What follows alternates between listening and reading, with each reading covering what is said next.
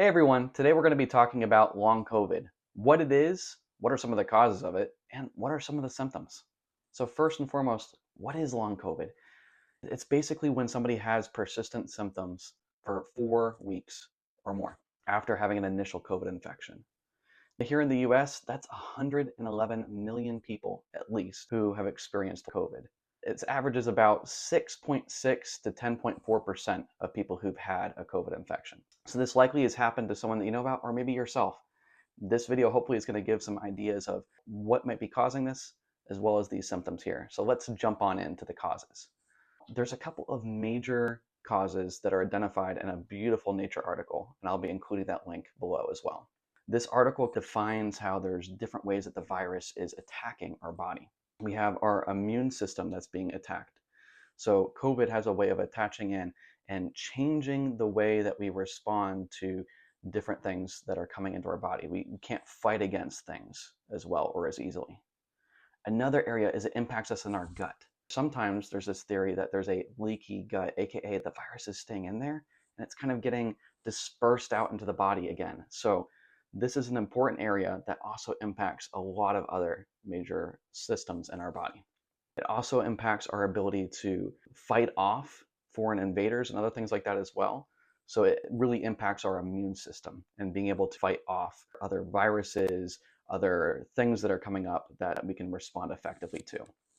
And this actually leads to a lot of inflammation in the body. And we'll be coming back to that in just a moment again. The next one on here is our veins and our arteries, the blood that is traveling through our body. For some reason or another, the virus is attaching to COVID, and a lot of people are talking about it as sticky blood. And this is where the blood is grouping together and sometimes causing microclots, or in some more rare cases, full-on blood clots. So this is something definitely to be aware of, and fortunately, I'll be talking about later some ways to treat that too. The last part that I'm going to be talking about today is the nervous system. And so this is going, all the way from our brain down to the tips of our toes and our extremities, like our hands. And this is where we're noticing that there's this nerve signaling that's getting slowed down. And that could be related to inflammation, could be related to a couple of different things, but there's definitely a change here. This is tied in with a lot of the symptoms of feeling like things are just slower and brain fog and other things that people are experiencing. So now that I've just talked about a few of the 5 major causes of long COVID, I do want to jump into the symptoms. And it's not the same for everybody. It'd be so much easier if we could just say, hey, you could expect these 5 different things. But it's not. And people experience different groupings of symptoms. An important thing to talk about is how it's impacting our heart. Sometimes we experience chest pains, an increase of palpitations, like our heart beating irregularly.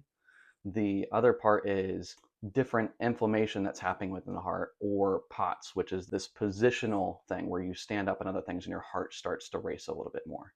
That can be helped and diagnosed with a medical professional looking at the change in your heart rate as you're getting up and getting into certain exercises as well. It also impacts our lungs. So it impacts our breath. Most people have a persistent cough or other things that are going on. Or sometimes there's this exchange of gas that's not working as fully as well.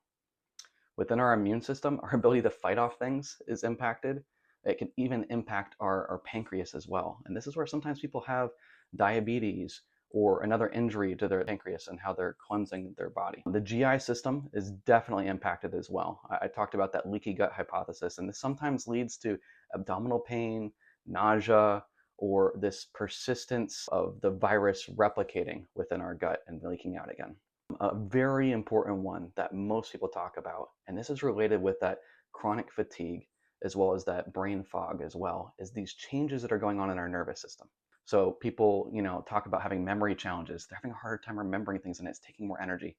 That fatigue aspect, they feel like they just have less energy to deal with the daily demands of life. This sometimes also impacts our sleep. So sometimes people have really difficult time sleeping, sometimes even to the point where they're not sleeping for a whole day or even a couple of days at the more extreme end. Another thing is just the tinnitus or a dysregulation of our autonomic nervous system. Now, this is called dysautonomia, but the whole point of that is it's just not working effectively on being able to regulate and calm our body effectively. Sometimes there's also neuroinflammation that's going on as well. Or maybe there's a little bit of that reduced blood flow that it could be causing these things as well. Moving on to the next one, we have our kidneys, spleen, and liver, and this is where there's damage to specific organs as well. There are changes in our blood vessels, whether it's the sticky blood or other things like I was mentioning before. Sometimes that can be related with the fatigue, that maybe we're not getting enough oxygen to our body or different parts of our body.